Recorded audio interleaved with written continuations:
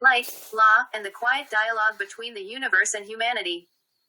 The key to understanding communication between the universe and humanity is, surprisingly, simple. It is light.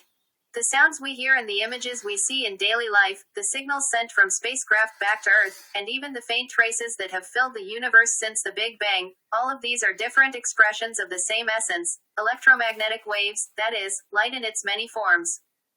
People often say that it takes light years of time for light to reach Earth, but this is a misunderstanding. A light year is not a unit of time, it is a unit of distance. Light always travels at a constant speed of about 300,000 kilometers per second. When light from a distant star takes a long time to reach us, it is not because time is slow, but because space is vast. The same principle applies to communication in space. The sounds and images sent from spacecraft to Earth do not travel as sound or pictures themselves. Space contains no air, and sound cannot propagate through a vacuum. Instead, sound and images are converted into electrical signals, which are then carried by electromagnetic waves. Whether these waves are radio waves or visible light, they are all physically the same phenomenon, light. They propagate through empty space and move at the speed of light. The signals sent by Voyager 1 and Voyager 2 are no exception. The signals we receive today left those spacecraft roughly 20 hours ago, traveling from beyond the boundaries of the solar system. What Voyager sends is no longer dramatic images or groundbreaking discoveries, but minimal scientific data and basic status information. These signals offer less new knowledge than quiet proof that a human-made object is still functioning at the edge of interstellar space. Meanwhile, we already live immersed in light. The surface of Earth and the space around it are constantly filled with radio waves, television signals, mobile communications, satellite transmissions, and Wi-Fi. The reason we can hear sounds and watch videos almost anywhere the moment we turn on a device is that these electromagnetic waves are already flowing through space, waiting to be decoded by a receiver. Yet these signals do not remain in place. Once emitted, electromagnetic waves continue traveling at the speed of light, leaving Earth and flowing outward into space. The broadcast you watched moments ago has already departed the planet, instantly replaced by new signals. Earth's electromagnetic environment is not a still pond but a constantly flowing river. This leads to an intriguing possibility. If intelligent beings exist tens of light years away, and if they possess technology similar to ours, they could, in principle, receive Earth's past radio broadcasts or television dramas.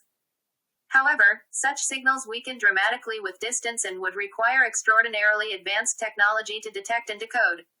Moreover, modern human communication has become increasingly directional and low power, meaning that broadcast-style signals escaping into space are now far fewer than in the past. From here, the story naturally turns to the light of the Big Bang. About 380,000 years after the Big Bang, the universe cooled enough for light to travel freely for the first time. That light still exists today as the cosmic microwave background radiation. It has not disappeared, but as the universe expanded, its wavelength stretched and its energy diminished, leaving it now as faint microwave radiation at a temperature of about 2.7 Kelvin. Light is not independent of the expansion of the universe. As space itself stretches, the wavelengths of light traveling through it stretch as well. For this reason, the cosmic microwave background is one of the most honest records of how much the universe has expanded and cooled. If the universe continues to expand, this light will stretch further and fade even more, approaching a state where it becomes almost undetectable. Still, the temperature of the universe will never fall below absolute zero, it can only approach it asymptotically. Taken together, these facts reveal that we live in a remarkably special era. Stars still shine, the universe has not fully cooled, and light remains abundant. It is a time in which change is possible. Within this brief cosmic moment, humanity has learned to decode light, to ask questions, and to connect with the universe. Science explains this structure. For many people, understanding it naturally leads to a sense of gratitude. The existence of order and law, of time and space, and of consciousness capable of asking questions is itself astonishing. We live within light, and through light we remain quietly connected to the universe. All human attempts to understand the cosmos ultimately converge on a single question: through what do we experience this world, and what kind of order lies behind that experience? A question that begins with light naturally leads to the laws of the universe, and at its far end, it asks again about the source of existence itself. Most of the world we see and hear is structured through light. Vision is the detection of electromagnetic waves in the narrow band we call visible light. Sound, while originating as vibrations in air, is recorded, transmitted, and shared as electromagnetic signals. The images and voices sent by spacecraft, the faint signals from Voyager beyond the solar system, and the radio waves filling Earth's surroundings are all different faces of light. To say that humanity communicates with the universe is, in the end, to say that we interpret light. Yet light is not everything. It is merely an expression of one of the four fundamental forces, electromagnetism. Gravity shapes galaxies and stars, the strong nuclear force binds atomic nuclei and allows matter to exist, and the weak nuclear force governs particle transformations and decay, giving rise to change in the arrow of time. These four forces differ in character, but without any one of them, the universe as we know it could not exist. What is striking is how limited human perception is. We directly experience only a narrow slice of electromagnetism through our senses. Gravity is felt only through its effects, while the strong and weak nuclear forces are known solely through sophisticated instruments and experiments. The world we perceive is not the whole universe, but only a thin cross-section of what reality allows us to sense. This realization pushes the question further. Where did these four forces come from? Why does the universe exist with these laws? Science draws an honest boundary here. It explains how laws work, but not why they exist at all. At that point, the languages of faith and philosophy begin. From a religious perspective, the laws of the universe are not mechanisms through which God constantly intervenes, but the order that allows the world to exist consistently. Lightning strikes in predictable ways, stars are born and die according to discernible life cycles. And light always travels at the same speed because the universe is not arbitrary chaos, but a realm governed by law. God, in this view, is not a substitute for natural phenomena but the source that makes lawfulness itself possible. Such an interpretation does not conflict with science. Rather, it accepts science's silence at certain depths and responds in a different language. Where science refrains, faith asks about meaning, and philosophy seeks the ground of being. Modern physics, meanwhile, cautiously leaves open further possibilities, that the four known forces may have emerged from a deeper unified structure, or that additional dimensions and laws exist beyond human perception. Phenomena such as dark matter and dark energy, whose effects are evident but whose nature remains unknown, remind us that we understand only part of the universe. If such hidden laws or dimensions exist, they would lie beyond human senses. Yet the inability to perceive something does not imply its non-existence. Radio waves existed before their discovery, and forces within atoms operated long before humanity understood them. Human knowledge has always advanced by uncovering what was once invisible. Seen through this lens, light offers a powerful image. The light released after the Big Bang has cooled and stretched with cosmic expansion, remaining today as faint microwave radiation. The universe will grow quieter and darker. Stars will eventually fade, and light will stretch into nearly undetectable wavelengths. Yet light will not vanish, the laws will endure, and the universe will remain faithful to its order. We inhabit only a brief interval in this immense history, a time when light is abundant, stars are visible, and questions can still be asked. Humanity emerged in this moment, learned to interpret light, sought to understand law, and dared to ask what lies behind it all. That is why, at the end of understanding, many arrive at gratitude. We may never know everything, but the fact that we can question, comprehend, and marvel already feels like a gift. Light reveals the world, law sustains it, and questioning places humanity between the two. We still live in light. And before the order that makes that light possible, science explains, philosophy reflects, and faith bows quietly. In the modern era, we have become very familiar with words like frequency and vibration. Radio, mobile phones, satellite communication, and space exploration are all based on a single physical phenomenon, electromagnetic waves. Light is no longer a poetic metaphor but a form of nature described by equations and measured with precision. In such an age, it is perhaps natural that New Thought and New Age movements speak of the law of attraction, using the language of frequency and vibration. Yet here, a line must be clearly drawn.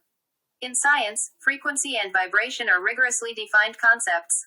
The frequency of an electromagnetic wave is expressed in hertz, its wavelength is precisely measurable, and under the same conditions it yields the same results for everyone.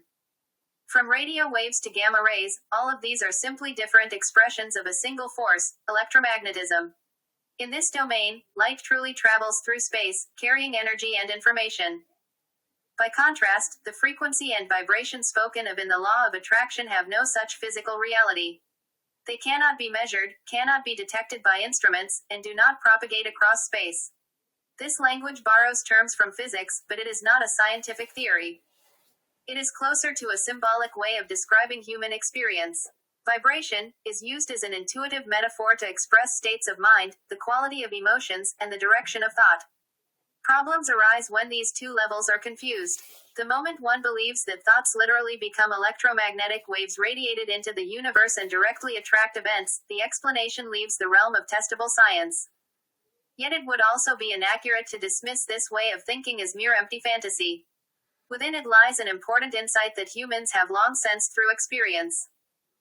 Thought itself is not material, but in the brain it clearly appears as electrical and chemical activity. Emotions alter hormonal secretion, change facial expressions, tone of voice, and behavior, and in turn affect how others respond. These changes accumulate within social relationships and patterns of choice, eventually influencing the direction a person's life takes. This process is less a matter of cosmic waves acting at a distance than of a complex interaction between inner states and the external world. At this point, an old concept comes to mind. At one time, physicists believed that light required a medium in order to propagate. Just as sound needs air, light was thought to travel through an invisible substance filling all of space. This hypothetical medium was called the ether. Ether was assumed to permeate everything, unseen yet real, transmitting light and force.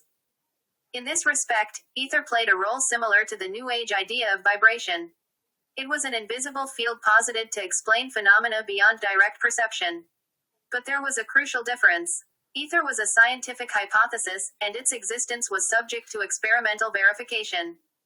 After the Michelson-Morley experiment failed to detect it, ether was ultimately abandoned with the advent of special relativity. It was not a concept left standing due to lack of proof, but a ladder set aside after rigorous attempts at verification. By contrast, the frequency and vibration of New Thought and New Age traditions are not framed from the outset as claims to be tested or falsified. They do not propose physical laws so much as a language for describing inner experience and attitudes toward life. For that reason, they are not theories to be scientifically confirmed or discarded, but symbols whose meaning emerges only when read symbolically. Interestingly, even after ether disappeared, the intuition that space is not completely empty remained. Modern physics understands the vacuum as a state of fields with fluctuating energy. Concepts such as quantum fields, the Higgs field, and vacuum energy reflect this view. Yet these are not media that carry consciousness or meaning. They are physical structures defined solely by mathematics and experiment. Ultimately, what matters is distinguishing levels of language. Light and electromagnetic waves are real phenomena that connect the universe, and the four fundamental forces describe how nature operates. Mind, consciousness, and meaning, however, shape human life on a different plane. There is no need, nor any real possibility, to reduce them to physical waves. The language of New Thought and New Age is not science. Still, it represents an attempt to articulate certain aspects of human experience, and its value remains when its symbols are understood as symbols. When we respect scientific language as science, and metaphorical language as metaphor, the boundary between light and mind, between the universe and the human being, becomes clearer. Standing on that boundary, humans continue to ask, what moves the world, and with what attitude should I relate to it? As long as this question endures, the physics of light and the metaphors of the mind can quietly coexist within human reflection, without intruding upon one another.